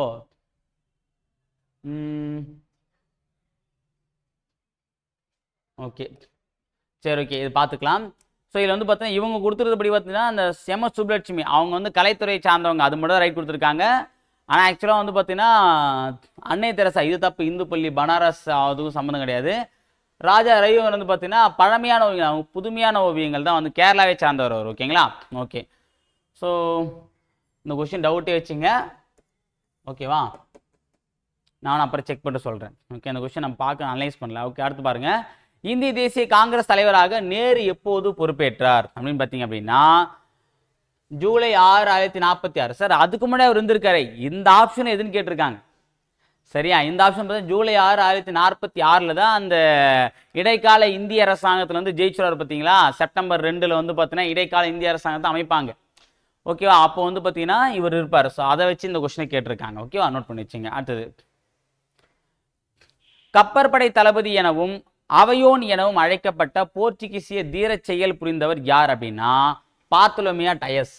அவர் தான் தில்லா வந்து ஃபர்ஸ்ட் நான் தான் இந்தியா வந்து மீட்க போவேன். இப்போ வந்து இந்த KGF படத்தில் கேட்பாங்க, யாரா உங்களை யாருன்னா அடிக்க அந்த எஸ்ஐ அடிக்க தைரியம் இருக்குன்னு, நான் அடிக்கணும்னு சொல்லிட்டு கை தூக்கம் பார்த்தியா. அதே மாதிரி வந்து பார்த்தீங்கன்னா இந்தியாவுக்கு போகிறதுக்கு கடலையை போகிறதுக்கு யார் தைரியம் இருக்குன்னு சொல்லிட்டு உடனே பாத்துலோமியா டயஸ் என்ன பண்ணியிருப்பாரு, டக்குன்னு கை தூக்கியிருப்பார் பொழுது. அதனால் என்ன பண்ணாங்க, கடற்படை தளபதி அதே மாதிரி அவையோன் அப்படின்ற பட்டத்தை இவர் கொடுத்துருக்காங்க. சரியா, இதெல்லாம் இப்போதைக்கு நமக்கு வந்து ஐரோப்பியர் வரைக்கும் நமக்கு சிலபஸ்ல இல்லை அப்படின்னாலும் இப்போ வந்து பார்த்தீங்கன்னா அதையும் தாண்டி கொஸ்டின் கேட்க ஆரம்பிச்சிட்டாங்க. ஸோ அப்போ ஐரோப்பியர் வரைக்கும் நம்ம படிச்சு தான் ஆகணும். இப்போ எக்ஸாம்பிள் வந்து பார்த்தீங்கன்னா சிந்து சமநாகரிகம் தான் வரலாற்று காலம்லாம் வந்து கொஸ்டின் கேட்கறதுன்னு பார்த்தாலும் போன குரூப் 4ல் கற்காலத்துலேருந்தே கொஸ்டின் கேட்டிருந்தாங்க, வரலாறு என்றால் என்னென்ற பாடத்துலேருந்தே. ஸோ அப்போ அப்படின்னும் போது நம்ம புக்ஸ் இருக்கு தான் படிச்சுக்கணும். ஓகேங்களா, வேற வழி இல்லை. அடுத்து பாருங்க, ஆங்கிலேய பார்லமெண்டத்தின் முதல் இந்திய அங்கத்தினர் யார் அப்படின்னு பார்த்தீங்கன்னா தாதாபாய் நௌரோஜி. ஓகே, இங்கிலாந்து பார்லமெண்ட் தேர்ந்தெடுக்கப்பட்ட முதல் இந்தியர் அப்படின்னு ஒரு கொஸ்டின் நம்ம பார்த்துருப்போம். யார் அப்படின்னா தாதாபாய் நௌரோஜி தான். அதே மாதிரி முதலாக இந்தியருடைய தலா வருமானத்தை கணக்கிட்டு யார் தான், தாதாபாய் நௌரோஜி தான். 2 கொஸ்டின் ரொம்ப முக்கியமான ஞாபகம் வச்சுங்க. அதே மாதிரி இந்தியாவின் முது பெரும் மனிதர், முது பெரும் கிழவர், பிதாமகர், பீஷ்மர், இது எல்லாமே யாருடைய பட்டங்கள் அப்படின்னா தாதாபாய் நௌரோஜி பட்டங்கள் தான். 2வது INC மாநாடு கல்கத்தா நடக்கும்போது அதுக்கு தலைமை தாங்க தாதாபாய் நௌரோஜி தான். அதையும் நோட் பண்ணிங்க. அடுத்தது 1868ஆம் ஆண்டில் இந்தியாவின் தேசிய வருவாய் மதிப்பீட்டு குழுவின் தலைமை தாங்கியவர் யார்? யார் அப்படின்னா தாதாபாய் நவரோஜி தான். ஓகே, தேசிய வருவாய் மதிப்பீடு சொன்ன பார்த்தீங்களா, அதான் அந்த தலா வருமானம். ஓகே, அதுவும் இவர் தான். அடுத்து பாருங்க, அகில இந்திய மாநில மக்கள் குழுவின் தலைமை பொறுப்பை 1946 47ஆம் ஆண்டுகளில் வகித்தவர் யார் அப்படின்னும் போது ஜவஹர்லால் நேரு தான் அப்போ வச்சிருப்பார். ஏன்னா அப்பதான் அவர் தான் வந்து அந்த பிரதமராக வந்து இருக்கும்போது, அவர் தான் அந்த இடைக்கால அரசாங்க தலைவராக இருக்கும்போது மற்ற பதவிக்கு அவர் தான் இருந்திருப்பார். ஓகேவா, நோட் பண்ணி வச்சுங்க. அகில இந்திய மாநில மக்கள் குழுவின் தலைமை பொறுப்பு யாருக்கிட்ட இருந்துச்சு? ஜவஹர்லால் நேரு கிட்ட. ஓகே, இதெல்லாம் கூடுதலான தகவல்கள் நோட் பண்ணி வச்சுங்க. ஓகேவா, அடுத்தது இது பாருங்க, பிஎஸ் சங்மா. என்னென்ன கட்சின்றதை கொடுத்துருக்காங்க, இப்போ மாறிட்டு இருப்பாங்க எல்லாருமே. ஓகேவா, ஸோ இது இந்த கொஸ்டின் ஏன் வச்சிருக்க அப்படின்னா, இப்போ யார் இருக்காங்க, அப்போ கட்சி சம்பந்தமான கொஸ்டினும் வந்து கேட்பாங்க. அந்தந்த கட்சி ரெண்டு விதமான கொஸ்டின் கேட்பாங்க. அந்த கட்சி தொடங்குனது யாரு, ஓகே, அந்த மாதிரி எஸ்டாப்ளிஷ் பண்ணது யார் அப்படின்ற மாதிரி கேட்பாங்க. இப்போ ஏடிஎம்கே அப்படின்னா எம்ஜிஆர், திராவிட கட்சி அப்படின்னா பெரியார், திராவிட முன்னேற்ற கட்சி அப்படின்னா அறிஞர் அண்ணா. ஓகேவா, இப்போ தேமுதிகனா விஜயகாந்த். ஓகேவா, மதிமுக அப்படின்னா வைகோ. ஓகேவா, ஸோ அந்த மாதிரி வந்து பார்த்தீங்கன்னா ஒவ்வொரு கட்சியும் வந்து யார் தொடங்கினாங்க அந்த மாதிரி கேட்கலாம். அதே மாதிரி தற்போதைய தலைவர் யாருங்க அப்படின்ற மாதிரி கேட்கலாம். ஓகேவா, இப்போ வந்து பார்த்தீங்க அப்படின்னா திமுக அப்படின்னும் போது பார்த்தீங்கன்னா முதல்வர் ஸ்டாலின், அதே மாதிரி அதிமுக அப்படின்னா எடப்பாடி கே பழனிசாமி அவர்கள். ஸோ அந்த மாதிரி வந்து பார்த்தீங்கன்னா இப்போ தற்போது யார், அந்த மாதிரி ரெண்டு விதமான கொஸ்டின்ஸ் வந்து கேட்கணும் வாய்ப்புகள் இருக்கு. அது ரெண்டுத்தையுமே நோட் பண்ணி வச்சுங்க. இப்போ காங்கிரஸ் அப்படின்னு தோற்றுவிச்சது வேற, இப்போ யார் அப்படின்னா இப்போ யார் வராங்க, மல்லிகார்ஜுன கார்கே. ஸோ அந்த மாதிரியான கொஸ்டின் வந்து பார்த்தீங்கன்னா கம்பேர் பண்ணி படிச்சுங்க. அப்போ யாரு இப்போ யாரு. ஓகேவா, ஓகே, அதுக்காக அந்த கொஸ்டின் வச்சேன். இதுக்கு நம்ம இப்போ ஆன்சர் தேடுறது பெரிய விஷயம் இல்லை, ஞாபகம் வச்சுங்க. ஓகேவா, அடுத்து பார்த்தீங்கன்னா எந்த காங்கிரஸ் மாநாட்டில் பாரதியார் கலந்து கொண்டார்? எந்த மாநாடு? சூரத் மாநாடு. எப்போ? 1907. ஸோ 1907 வந்து குஜராத் மாநிலத்தில் இருக்கக்கூடிய சூரத் அப்படின்ற இடத்துல தான் வந்து பார்த்தீங்கன்னா அந்த சூரத் மாநாடு இருக்கும். இந்த மாநாட்டில் தான் வந்து பார்த்தீங்கன்னா தீவிரவாதிகள் திலகர் தலைமையிலும் மிதவாதிகள் கோகலே தலைமையும் ரெண்டா பிரிஞ்சிருப்பாங்க. ஸோ அந்த ஐஎன்சி பிளவுட்டுறதுனால இது என்ன சொல்லுவாங்க, சூரத் பிளவு அப்படின்னு சொல்லிட்டு குறிப்பிடுவாங்க. ஞாபகம் வச்சுங்க. ஓகேவா, இந்த மாநாட்டில் தான் பார்த்தீங்கன்னா வஉசி, பாரதியார் எல்லாருமே கலந்துட்டு இருப்பாங்க. நோட் பண்ணி வச்சுங்க. அடுத்தது, எந்த சட்டம் இந்தியாவிற்கு மாநில சுயாட்சி அதிகாரத்தை வழங்கியது அப்படின்னு போய் பார்த்தீங்க அப்படின்னா இந்திய அரசாங்க சட்டம் 1935. ஓகேங்களா, ஸோ அப்போ அப்படின்னும் போது பார்த்தீங்கன்னா இதுதான் வந்து மாகாணங்களில் தன்னாட்சி மத்தியில் இரட்டை ஆட்சி அப்படின்ற ஒரு கான்செப்ட் 1935 இந்திய அரசாங்கம் கொண்டு வந்திருக்கும். இதன் அடிப்படையில் என்ன பண்ணுவாங்க, அரசாங்கத்திற்குண்டான தேர்தல் நடத்துவாங்க. ஓகேவா, அந்த தேர்தலை தான் பார்த்தா ஐஎன்சி போட்டிட்டு மாகாணங்களை ஜெயிச்சு வருவாங்க. சரிங்களா, ஸோ அதுக்கப்புறம் வந்து பார்த்தோன்னா 1939 இரண்டாம் உலக போரில் வந்து பார்த்தீங்கன்னா ஐஎன்சியை கேட்காம இந்தியாவை இங்கிலாந்து என்ன பண்ணுறோம் அப்படின்னா அந்த போரில் ஈடுபடுத்துகிறோம். அப்போ என்ன பண்ணாங்க, எல்லாருமே தனது பதவியை ராஜினாமா பண்ணிடுவாங்க. ஓகேவா, அதாவது நம்ம சென்னை மாகாணத்தின் முதல்வராக ராஜாஜி இருப்பார், அவரும் தன்னுடைய பதவியை ராஜினாமா பண்ணிடுறோம், பார்த்துருப்போம். சரிங்களா, ஓகே, அடுத்து பார்த்தீங்க அப்படின்னா கிசான் மஸ்தூர் பிரஜா கட்சியை தோற்றுவித்தவர் யார் அப்படின்னா ஆச்சாரிய ஜேபி கிருபாலினி. ஜேபி கிருபாலினி நம்ம பார்த்துருப்போம். எங்கே பார்த்துருப்போம்னா நேரில் பார்த்து சொல்ல கேள்விப்பட்டிருப்போம். ஓகேவா, அதாவது இந்தியா சுதந்திரம் அடையும் போது ஐஎன்சியுடைய தலைவராக இருந்த யாருன்னா ஜேபி கிருபாலினி தான். ஓகே, அது இந்தியா சுதந்திரம் அடையும் போது தலைவராக இருந்தவங்க வந்து யாருன்னா அதாவது ஐஎன்சி தலைவராக இருந்த யாருன்னா ஜேபி கிருபாலினி அவர்கள் தான். நோட் பண்ணி வச்சுங்க. ஓகேவா, அடுத்தது, பின்வரும் கருத்தினை கூறிய இந்திய அரசியல் தலைவரை அடையாளம் காண்க. தீண்டாமையை விட்டொழிக்காவிடில் இந்தியர்கள் ஆங்கிலேயரிடமிருந்து சுதந்திரம் பெற தகுதியற்றவர்கள். ரொம்ப ஒரு முக்கியமான சென்டென்ஸ் வந்து யார் சொன்னா, மோகன்தாஸ் கரம்சந்த் காந்தி. அன்டச்சபிலிட்டி. இப்போ நம்மளோட புத்தகத்தை திறக்கும் போது முதல் பக்கத்திலே வந்து கொடுத்துருப்பாங்க, தீண்டாமை ஒரு பாவச் செயல், தீண்டாமை ஒரு பெருங்குற்றம், தீண்டாமை மனிதன்மையற்ற செயல் அப்படின்றத சொல்லியிருப்பாங்க. ஓகேவா, அப்படின்னா இப்போ வந்து யாரும் அதை பார்க்கறது கிடையாது, பார்த்தா அவனை யாரும் பார்க்கறது கிடையாது மனுஷனா. ஓகேவா, அவனை வந்து கேவலமான பிரிவாக தான் நம்ம பார்த்துட்டு இருக்கோம்.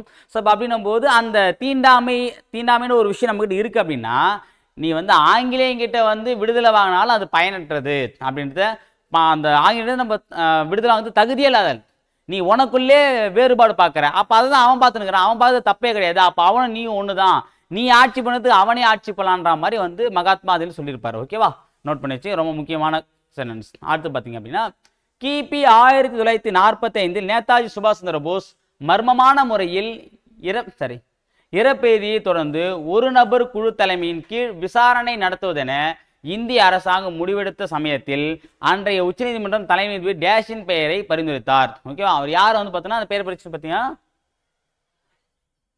GT Khosla. Okay, G D Khosla அப்படின்றத அவர் பேர் தான் பரிந்துரைச்சிருக்காங்க. ஓகே, நோட் பண்ணி வச்சுங்க. அடுத்தது அது ஒரு நபர் ஆணையத்தை அமைச்சிருப்பாங்க, அதான் சொல்றாங்க. அடுத்து பார்த்தீங்க அப்படின்னா கொல்கத்தாவில் முகமதியரின் இலக்கியம் மற்றும் அறிவியல் அமைப்பை ஏற்படுத்தியவர் யார் அப்படின்னா அப்துல் லத்தீப். யாரு?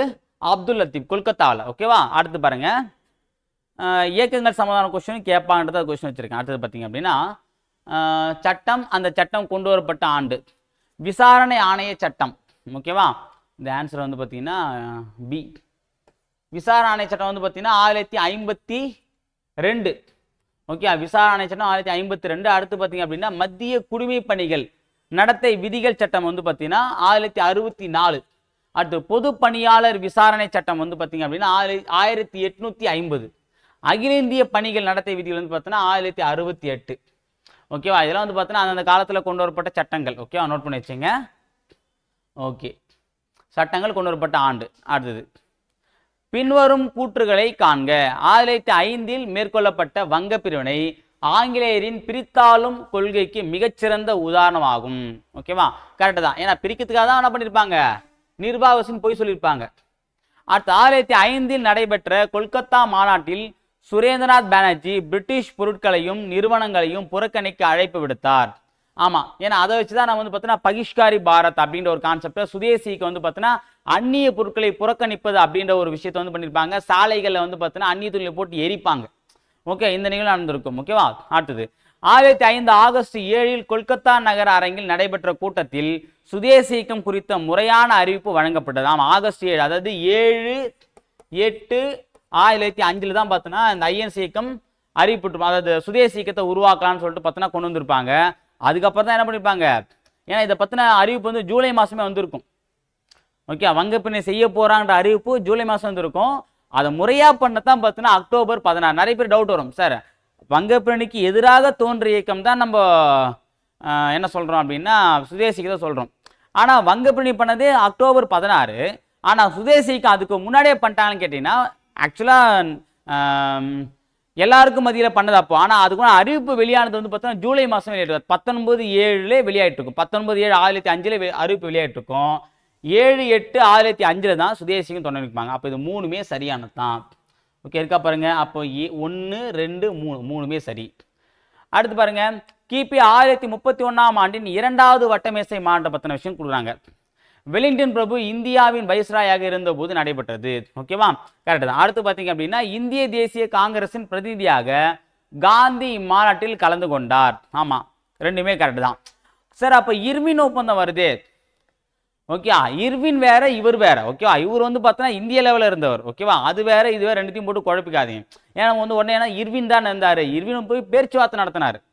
பேச்சுவார்த்தை நடத்தினா அவர் இருந்தார்னு அர்த்தம் கிடையாது. ஓகேவா, நோட் பண்ணி வச்சுங்க. அப்போ 1, 2 ரெண்டுமே சரி. ஓகே, அடுத்து பார்த்தீங்க அப்படின்னா வ.உ. சிதம்பரம் சுதேசி கப்பல் நிறுவனத்தை தொடங்கினார். கரெக்டு தான். அடுத்து பார்த்தீங்கன்னா இந்திய கடற்கரை வாணிபத்தில் ஆங்கிலேயர்களின் முற்றுரிமையை அவர் எதிர்த்தார். ஆமாம், ஆங்கிலேயர் வந்து பார்த்தீங்கன்னா அந்த முற்றுரிமை எதிர்ப்பு தான் பண்ண தன்னுடைய சொத்துக்களை விற்று எஸ்எஸ் கேலியோ எஸ்எஸ் லாவோன்ற 2 கப்பலை வந்து உருவாக்கியிருப்பார். ஓகே, அப்போ கூற்றுக்காரன் ரெண்டுமே சரிதான். அடுத்து பார்த்தா ஒரு பொறுத்து கொடுத்துருக்காங்க, ஆத்மீய சபை. ஸோ ஆத்மீய சபை ஒன்றா. ஓகே, ஆத்மீய சபை அப்படி யார் அப்படின்னா ராஜாராம் மோகன் ராய். அடுத்து பார்த்தீங்கன்னா பிரார்த்தன சபா. ஸோ பிரார்த்தன சபா யாருன்னா ஆத்மராங் பாண்டுரங்கன். ஓகேவா. அடுத்து ஆரிய சமாஜ்யம். ஆரிய சமாஜ்யம் நம்ம எல்லாருக்கும் தெரிஞ்ச விஷயம் தான், யார்? தயானந்த சரஸ்வதி தான். தக்கான கல்விக்குழு வந்து பார்த்தீங்கன்னா எம்ஜி ரானடே. ஓகேவா, ஞாபகம் வச்சு, ரொம்ப முக்கியமானது.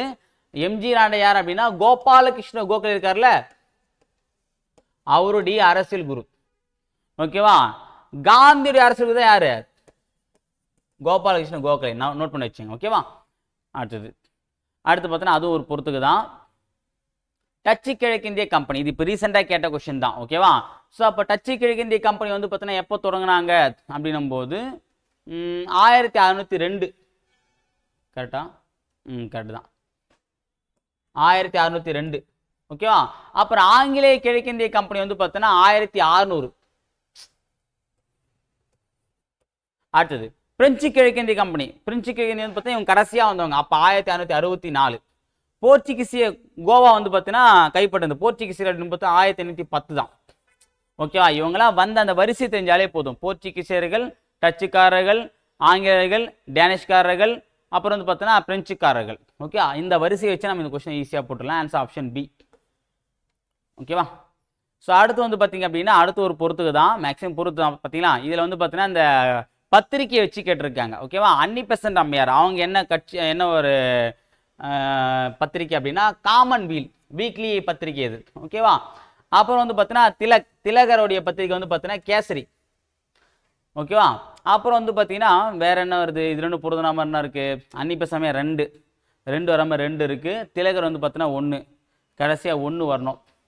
இதோ அப்போ டி தான் சரியானது. அப்போ டி நம்போது 2. அப்புறம் பிபின் சந்திரபால் எழுதியிருப்பாரு New Asia, New India Annie Besant அம்மையார், நியூ ஆசியா வந்து பார்த்தீங்கன்னா பிபின் சந்திரபால். அப்புறம் பிபேந்திரநாத் தத், இது யார் அப்படின்னா யுகாந்தர் கட்சி. இந்த யுகாந்தர்ன்ற ஒரு பத்திரிக்கை, அந்த யுகாந்தர் கட்சியோட பத்திரிக்கை தான் யுகாந்தர். ஓகே, அப்படின்ற ஒரு பத்திரிக்கை எழுதிட்டாங்க. ஓகே, இது வந்து யுகாந்தர்ன்ற பேர் ஒரு கட்சியே இருந்துச்சு. ஓகே, நோட் பண்ணி வச்சுங்க. இப்போ நம்ம வந்து ஜஸ்டிஸ் பார்ட்டியோடைய பத்திரிக்கை வந்து ஜஸ்டிஸ் இருந்துச்சு பார்த்தீங்கன்னா, அந்த மாதிரி தான் அது. அடுத்தது 1857ஆம் ஆண்டு கழகத்தின் போது கீழ்கண்ட நபர்களில் பீகார் புரட்சியின் ஒருங்கிணைப்பாளர், பீகார்னா குன்வர் சிங் தான். ஓகே, பீகார், ஜான்சி, டெல்லி. ஓகேவா? ஸோ இந்த மாதிரி வந்து பார்த்தீங்கன்னா மத்திய இந்தியா போன்ற இடங்களில் ஒவ்வொரு இடத்துக்கு ஒவ்வொருத்தர் தலைமை தாங்கியிருப்பாங்க. ஓகே, அதில் வந்து பீகாரில் யார் அப்படின்னா குன்வர் சிங் அல்லது கன்வர் சிங் சொல்லுவாங்க, ஞாபகம் வச்சுங்க. அடுத்த கொஸ்டின் பார்த்தீங்க அப்படின்னா ஒரு கூற்று கொடுத்துருக்காங்க. ஓகேவா? மகாத்மா காந்தியுடைய ஒரு கூற்று தான், நான் ஆங்கிலேயத்துக்கு எதிரானவன் அல்ல, நான் ஆங்கிலேயர்களுக்கு எதிரானவன் அல்ல, நான் எந்த அரசாங்கத்திற்கும் எதிரானவன் அல்ல, ஆனால் நான் உண்மைக்கு புறம்பானவற்றிற்கு எதிரானவன், மோசடிக்கு எதிரானவன், அநீதிக்கு எதிரானவன். அரசு எதுவரை அநீதியாக நடந்து கொள்கிறதோ அவர்கள் என்னை பகைவனாக கருதுவர், சமாதானப்படுத்த முடியாத பகைவனாக கருதுவர். ஓகே, ஒன்றுமே தெரியல. ஓகே, நானே வந்து திக்குமுக்கி தான் படிச்சிருக்கேன். ஓகேவா? என்ன அப்படின்னா நான் வந்து ஆங்கிலேயருக்கு எதிரானவன் கிடையாது, ஆங்கிலேயத்துக்கு எதிரானவன் கிடையாது, அதே மாதிரி வந்து பார்த்தீங்கன்னா அரசாங்கத்துக்கு எதிரானவன் கிடையாது. ஆனால் நான் வந்து பார்த்தீங்கன்னா இந்த உண்மைக்கு புறமானவங்க பற்றி அவங்களுக்கு எதிரானவன், மோசடிக்கு எதிரானவன், அநீதிக்கு எதிரானவன். ஓகேவா? அரசு எதுவரை அநீதியாக நடந்து கொள்கிறதோ ஓகேவா அவர்கள் என்னை பகைவனாக கருதுவர். ஓகே, எது அநீதியாக நடந்ததுனால அவங்க என்ன பண்ணாங்க, அநீதியாக நடந்துக்கிறவங்களாம் இவரை பகைவன் நினைச்சுப்பாங்க. அப்போ இவர் நல்லவர். ஓகேவா? அப்படின்னும் போது என்னை சமாதானப்படுத்த முடியாத பகைவராக வந்து அவங்க என்ன கருதுவாங்க. ஆனால் வந்து நான் வந்து அநீதிக்கு இந்த மாதிரி வந்து பார்த்தீங்கன்னா மோசடிக்கு எதிரானவன். ஓகேவா? என்னுடைய நோக்கமே வந்து பார்த்தீங்கன்னா சுதந்திரம் அப்படின்றதுலாம் கான்செப்ட்லாம் கிடையாது. அநீதி நடக்கிற இடத்துல நான் என்ன பண்ணுவேன், அதை தட்டி கேட்பன்றத சொல்கிறாரு. யாருன்னா மோகன்தாஸ் கரம்சந்த் காந்தி. ஓகே, அவ்வளோதான். அடுத்தது விடுதலை போராட்ட வீரர் NMR சுப்பராமன் டேஷ் என்று அழைக்கப்பட்டார் அப்படின்னா மதுரை காந்தி. இதான் வந்து பார்த்தீங்கன்னா கடந்த குரூப் 1 தேர்வில் கேட்டிருந்தாங்க. குரூப் 1 தேர்வில் பொறுத்தவரை கேட்டிருந்த ஒரு கொஸ்டின் தான். MNR சுப்பராமன் யார் அப்படின்னா மதுரை காந்தின்னு அழைக்கப்பட்டவர். ஓகே, நோட் பண்ணிங்க. அடுத்து பார்த்தீங்க அப்படின்னா பெரியார் நீதி கட்சியின் கருத்துக்களை ஒன்றிணைத்து எந்த புதிய கட்சியை ஆரம்பித்தார்? எந்த கட்சி அப்படின்னா திராவிட கழகம். ஏன்னா 1937 நடைபெற்ற தேர்தலில் வந்து பார்த்தீங்கன்னா INC ஜெயிச்சிரும். அதுக்கப்புறம் நீதி கட்சி சுத்தமாக அப்படியே டவுன் ஆகிடும். ஸோ அதனால் என்ன பண்ணுவார் அப்படின்னா சேலத்தில் நடைபெற்ற மாநாட்டில் வந்து நீதி கட்சின்ற ஒரு கட்சியை வந்து திராவிட கழகமாக வந்து பெயர் மாற்றம் செஞ்சுறார். ஓகேவா? ஸோ அதுதான் வந்து இங்கே சொல்கிறாங்க. அடுத்து மெட்ராஸ் மாகாணத்தில் உப்பு சத்தியாகிரகத்தில் ஈடுபட்டு சிறைக்கு சென்ற முதல் பெண்மணி யார் அப்படின்னா ருக்மணி லட்சுமிபதி. நோட் பண்ணிச்சிங்க, ருக்மணி லட்சுமிபதி. ஓகேவா? மெட்ராஸ் மாகாணத்தில் அந்த உப்பு சத்தியாகிரகம் பார்த்தீங்களா, அதில் வந்து பார்த்தீங்கன்னா சிறை சென்ற முதல் பெண் யாருன்னா ருக்மணி லட்சுமிபதி. ஓகே, நோட் பண்ணிங்க. அடுத்தது கீழே கொடுக்கப்பட்டுள்ள இதழ்களில் எது சுப்பிரமணிய பாரதியாருடன் தொடர்புடைய இதழ் அல்ல? ஓகேவா? இதில் எது பார்த்தீங்க எது வராதுன்னா நியூ இந்தியா. நம்ம இப்போ தான் பார்த்தோம் காமன்வெல்த் நியூ இந்தியா யார் அப்படின்னா அன்னி பெசன்ட் அம்மையார். அப்போ இது வராது. ஓகே, பார்த்துக்கலாம். அடுத்தது பார்த்தீங்க அப்படின்னா கீழ்கண்டவற்றில் ஒன்று மட்டும் நீதி கட்சியின் சாதனை அல்ல. 1921 மற்றும் 22ஆம் ஆண்டின் வகுப்பாத அரசாணைக்கான நிறைவேற்றியது கரெக்டு தான். அரசு பணியாளர் தேர்வு கரெக்டு தான். பெண்களுக்கு வாக்குரிமை கரெக்டு தான். ஒத்துழையாமைக்கும் கிடையாது. ஏன்னா ஒத்துழையாமை இயக்கம் யார் கான்செப்ட்? INC concept. ஆதரத்துல நம்ம என்ன பண்ணக்கூடாது? நீதி கட்சியோட சேர்க்கக்கூடாது. அப்போ இதுதான் வராது. ஓகேவா? அடுத்தது மதராஸ் மாநிலம் தமிழ்நாடு என்று பெயர் மாற்ற வேண்டி விருதுநகர் சங்கரலிங்கனார் உண்ணாவிரதம் இருந்து உயிர் துறந்த ஆண்டு எப்ப அப்படின்னா அக்டோபர் 1956 தான் என்ன பண்ணிருப்பாரு? மெட்ராஸ்ன்னு பேர் இருந்திருக்கும். அதை வந்து பார்த்தீங்கன்னா நம்ம தமிழ் பேசணும் தமிழ்நாடுன்னு சொல்லிட்டு பார்த்தா என்ன பண்ணிருப்பாரு? தமிழ்நாடுன்னு பெயர் மாற்றம் கோரி உண்ணாவிரதம் இருந்து உயிர் நீத்தவர்னே யார் கொஸ்டின் கேட்டிருக்காங்க? யார் அப்படின்னா சங்கரலிங்கனார். ஓகே, மூசி சங்கரலிங்கனார் சொல்லுவாங்க. இவர் தான் வந்து உண்ணாவிரதம் இருந்து உயிர் நீத்திருப்பார். எதுக்கு? தமிழ்நாடு என பெயர் மாற்றம் செய்ய கோரி. ஓகே, இதை ஒரு கொஸ்டின் கேட்டிருக்காங்க. இப்போ என்ன கேட்டிருக்காங்க? அது குரூப் 4 கொஸ்டின். குரூப் என்ன கேட்டிருக்காங்க பாருங்க. அதாவது எந்த வருஷம் செத்தாருன்றது கேட்டிருக்காங்க. இதே குரூப் 1னா எந்த டேட்னு கூட கேட்டிருப்பாங்க. சரியா? ஓகே, அடுத்தது காங்கிரஸ் கட்சி அரசு மன்றங்களில் நுழைவது என்பது அரசுடன் ஒத்து போவதற்கல்ல, ஒத்துழையாமையை முன்னிறுத்தலே என்று கருத்தினை கூறியவர்கள் யார்? இதுதான் நான் சொன்னேன். அதாவது 1922 கயாவில் நடைபெற்ற ஐஎன்சி மாநாட்டில் வந்து பார்த்தீங்கன்னா காங்கிரஸ் வந்து சட்டமன்றத்துக்குள்ள போனோம், நுழைந்து வந்து அவங்களுக்கு ஒத்துழைப்பு தரத்துக்கு இல்லை, அவங்களுக்கு எதிராக செயல்படுத்தணும். யார் சொன்னது? 2 பேர் சொன்னேன். மோதிலால் நேரு, CR தாஸ் இருக்காங்களா பாருங்க, இருக்காங்க. பண்டித மோதிலால் நேரு, தேஷ்பந்த் சித்தரஞ்சன் தாஸ், இவங்க 2 பேர் தான் தேசபந்துன்னு சொல்லுவாங்க. தமிழ்ல வந்து தேசபந்து யார் அப்படின்னா சித்தரஞ்சன் தாஸ். ஸோ அப்போ ஏ தான் சரியானது. ஸோ ஆல்மோஸ்ட் முடிஞ்சு. ஓகேங்களா? ஸோ அப்போ ஐஎன்ஸ்லேருந்து கேட்ட ஒரு 55 கொஸ்டின் நம்ம வந்து மூலம் வந்து அனலைஸ் பண்ணியிருக்கோம். ஓகேவா? ஸோ அப்போது நம்ம ஒட்டுமொத்தமாக வந்து கவர் பண்ணும்போது ஃபர்ஸ்ட் நம்ம ஃபோக்கஸ் பண்ணி படிக்க வேண்டியது பார்த்தீங்க அப்படின்னா 1885 டு 1947 இதை நம்ம முதல்ல படிச்சணும். 1885 டு 1947 ஃபர்ஸ்ட் நம்ம ஃபோக்கஸ் பண்ணிடணும். ஓகேவா? அடுத்து வந்து பார்த்தீங்க அப்படின்னா இந்த தலைவர்கள், அது தேசிய அல்லது மாநில இதா இருக்கலாம். ரெண்டுத்தையும் நம்ம என்ன பண்ண தேசிய தலைவர்கள் இருந்து கொஸ்டின் வந்து கேட்கறாங்க. அடுத்து பார்த்தீங்க அப்படின்னா சமூக சமய சீர்திருத்த இயக்கம், சமூக சமய சீர்திருத்த இயக்கம் இதுல இருந்து கொஸ்டின் கேட்கறாங்க. ஓகேவா? ஸோ அதுக்கடுத்து பார்த்தீங்க அப்படின்னா இந்த கட்சிகள், கட்சி, இயக்கம், பத்திரிகை, ஸோ இது தொடர்பான விஷயம் கொஸ்டின் கேட்கறாங்க. அதுக்கப்புறம் வந்து பார்த்தீங்கன்னா ஸ்பெஷலா வந்து நம்ம தமிழ்நாட்டின் விடுதலை போராட்டத்தை கேட்கறாங்க. ஓகே, தமிழ்நாட்டுடைய விடுதலை போராட்ட சம்பந்தமான கொஸ்டின்ஸ் வந்து பார்த்தீங்கன்னா இதில் வந்து கேட்கறாங்க. ஓகேவா? ஸோ இதெல்லாம் அதே மாதிரி வந்து பார்த்தீங்கன்னா இந்த ஐரோப்பிய வருகை சும்மா ஒரு கிளான்ஸ் மட்டும் பார்த்துங்க. ஏன்னா குரூப் அப்படின்னும் போது சப்போஸ் ஒரு 2 கொஸ்டின் 3 கொஸ்டின் போயிட்டாங்க அப்படின்னா ஐரோப்பிய வருகை, அப்புறம் வந்து 1806 வேலூர் கழகம், 1857 சிப்பாய் கழகம், சரிங்களா? அப்புறம் ஐஎன்சிக்கு முற்பட்ட இயக்கங்கள். ஸோ இந்த அளவுக்கு நீங்கள் படிச்சிட்டா போதும். நேஷனல் வந்து கேட்கக்கூடிய பெருவாரியான கொஸ்டினுக்கு உங்களால் எளிமையாக பதிலளிக்க முடியும். சரிங்களா? சரி, ஓகே ஃப்ரெண்ட்ஸ், இந்த வீடியோ பதிவில் ஐஎன்சிலிருந்து கேட்கப்பட்ட குரூப் 2 வினாக்களை பற்றி பார்த்துருந்தோம். அடுத்த வீடியோ பதிவில் வேறொரு முக்கிய தகவலை சந்திக்கிறேன். அதுவரை உங்களிடமிருந்து விடைபெறுவது அருள் ஃப்ரம் துரோன் அகாடமி. தேங்க்யூ.